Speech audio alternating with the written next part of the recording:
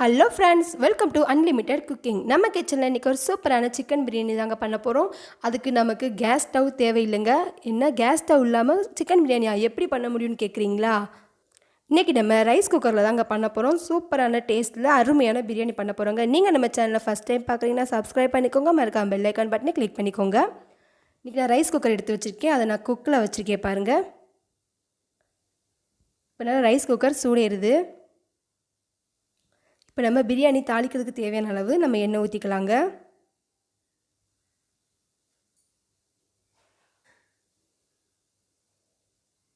இப்போ எண்ணெய் கொஞ்சம் காயட்டுங்க.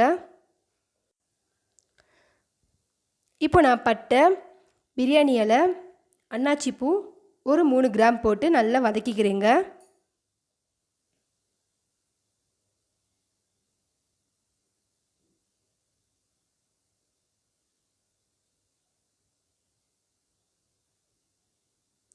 இப்போ நான் 3 பெரிய வெங்காயம் நேராக கட் பண்ணி வச்சுருக்கேங்க. இப்போ நம்ம அதையும் போட்டுக்கலாங்க. இப்போ நல்லா வதக்கிக்கலாம். ரொம்ப சூப்பராக இருந்துச்சுங்க. இந்த குக்கரில் பண்ணுற பிரியாணி அவ்வளோ சூப்பராக இருந்துச்சுங்க.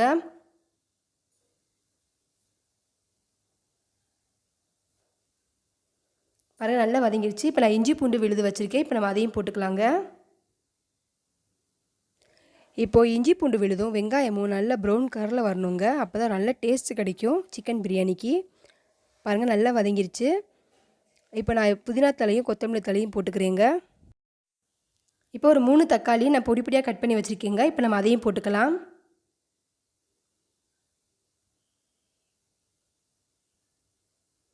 அவ்வளோதாங்க. இப்போ நம்ம மசால் பொடி ஆட் பண்ணிடலாங்க. அதில் இப்போ நான் கரம் மசாலா தூள் 2 ஸ்பூன் அளவு போட்டிருக்கேங்க. ஜீரகத்தூள் 1 ஸ்பூன் அளவு, மிளகாய்த்தூள் 1.5 ஸ்பூன் அளவு போட்டிருக்கேங்க. மல்லித்தூள் 2 ஸ்பூன் போட்டிருக்கேங்க. இது நான் வீட்டில் அரைச்சி வச்ச பவுடருங்க. பிரியாணிக்குனே தனியாக அரைச்சி வச்சேன். இப்போ அதை 1 ஸ்பூன் அளவு போட்டுக்கோங்க. இந்த பவுடரோட லிங்க் வேணால் நான் கீழே டிஸ்கிரிப்ஷன் பாக்ஸில் கொடுக்குறேன், செக் பண்ணி பார்த்துக்கோங்க. இது பிரியாணிக்கு நல்ல கமகமன்னு மணமாக இருக்குங்க. சாப்பிட்றதுக்கே அவ்வளோ டேஸ்ட்டாக இருக்கும். இப்போ நல்லா வதக்கியாச்சு. இப்போ 1.5 கப் அளவு தயிர் வச்சுருக்கேன். இப்போ அதையும் ஊற்றிக்கலாங்க. அதையும் போட்டு நல்லா வதக்கிக்கோங்க. இப்போ பாருங்கள், நல்லா வதக்கியாச்சு. இன்றைக்கி நான் ஒரு 300 கிராம் அளவு சிக்கன் எடுத்து வச்சுருக்கேங்க. இப்போ அதையும் போட்டுக்கலாம்.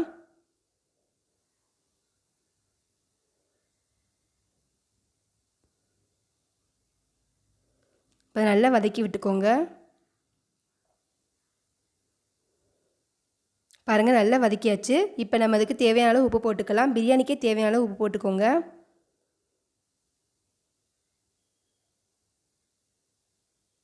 பாருங்கள், நல்லா வெந்து எண்ணெயெல்லாம் மிதந்து வருது.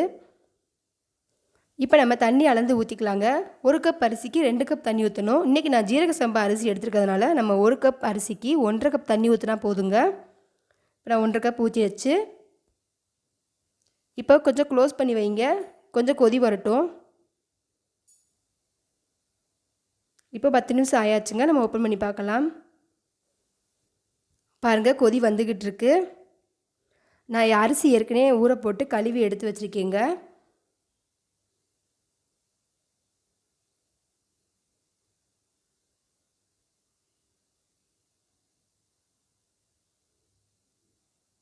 நீங்கள் இந்த டைமில் உப்பு, உரப்பு, புளிப்பு எல்லாம் சரியாக இருக்கான்னு பார்த்துக்கோங்க. உப்பு கம்மியாக இருந்தால் உப்பு சேர்த்துக்கோங்க. இப்போ நான் கழுவி வச்ச அரிசியை இதில் சேர்த்துக்கிறேங்க. இப்போ அவ்வளோதாங்க. நல்லா ஒரு கிளறி விட்டுட்டு நீங்கள் லாக் பண்ணி வச்சுருங்க. ஒரு 15 நிமிஷம் கழித்து ஓப்பன் பண்ணி பார்க்கலாம்.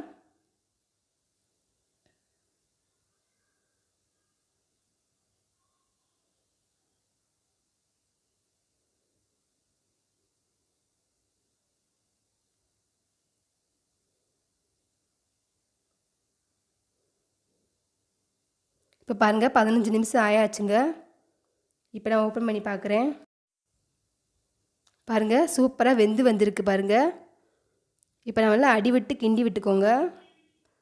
சோறு குலையவே இல்லை, நல்லா உதிரி உதிரியாக வந்திருக்கு. பாருங்கள், சூப்பரான சிக்கன் பிரியாணி நம்ம ரைஸ் குக்கரில் ரெடி பண்ணியாச்சுங்க. நான் இந்த கிரேவியும் ரைஸ் குக்கரில் தாங்க பண்ணேன். ரொம்ப சூப்பராக இருந்துச்சு. நீங்களும் வீட்டில் ட்ரை பண்ணி பாருங்கள். பிடிச்சிருந்தால் லைக் பண்ணுங்கள், கமெண்ட் பண்ணுங்கள், மறக்காமல் சப்ஸ்கிரைப் பண்ணுங்கள், சப்போர்ட் பண்ணுங்கள். பெல் ஐக்கான் பட்டனை கிளிக் பண்ணிக்கோங்க. அப்போ தான் நான் போடுற வீடியோ உங்களுக்கு உடனே அப்டேட் ஆகும். தேங்க்யூ.